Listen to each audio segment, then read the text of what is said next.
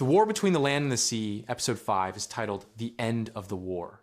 The episode opens in near silence.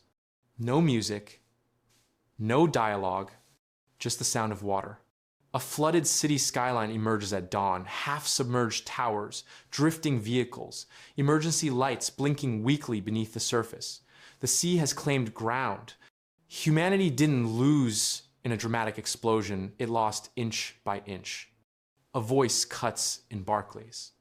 Not triumphant, not hopeful, just tired. We thought the war would end with a winner. We were wrong. Unit headquarters is in ruins. Power flickers. Communications are dead. Screens show nothing but static and oceanic interference, like the sea itself is listening. Barclay learns the worst news. Salt is missing.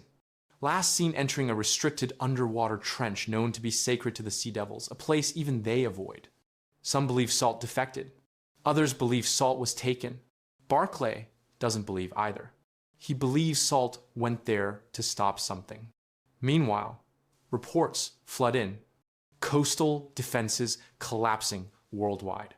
Entire naval fleets disabled by sonic pulses. Governments preparing final strike protocols. The war has reached the point where peace is no longer profitable. A shocking reveal leaks next. A high-ranking human official, someone embedded in global negotiations, has been secretly supplying the Sea Devils with satellite data and weapon access. Not out of loyalty, out of fear. This person believes humanity is already doomed and wants to survive by switching sides. Unit tries to detain them. They're killed before they can speak. By human hands. The message is clear. The biggest enemy isn't land or sea. It's desperation.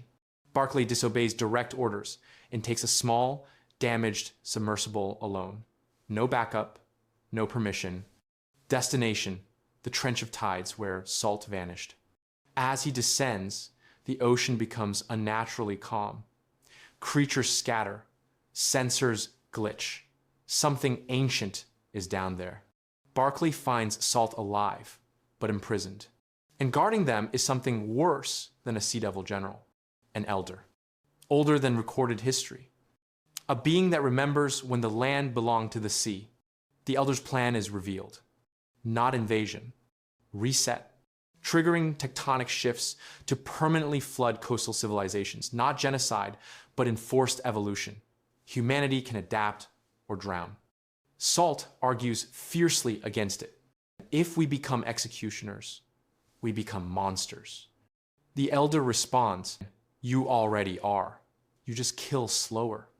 Back on the surface, world leaders prepare to deploy a weapon rumored to boil sections of the ocean itself, a move that would kill millions of Sea Devils and devastate Earth's climate permanently. Barclay has minutes. Salt proposes the unthinkable. A neural resonance link between Barclay and the elder, forcing both sides to feel the memories of the other. Pain, loss, drowning cities, burning skies. Barclay agrees. What follows is described in leaks as the most intense sequence of the series. Rapid flashes of prehistoric oceans, human wars, extinction events, drowned children, poisoned reefs. The elder hesitates. For the first time in millennia, the end, or a truce. The tectonic trigger is stopped, not destroyed, just suspended. The human weapon is stood down at the last second, but peace doesn't come clean. The elder declares the war ended, but not forgiven. Borders are redrawn not by nations, but by tides. Certain lands are surrendered to the sea forever. Salt chooses to stay behind, acting as a permanent liaison between species. Barclay begs them to return.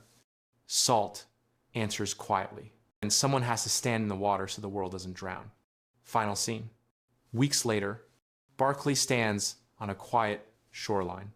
The sea is calm, too calm. A child nearby points to the water. Shapes move beneath the surface, not hostile, watching. The camera pulls down, deep beneath the waves, where the elder opens one ancient eye and whispers, "The war is over." What you just watched is not confirmed. This is a fan leak style narrative, stitched together from rumors and speculation. Share this with your friend and ask what they think about this leak.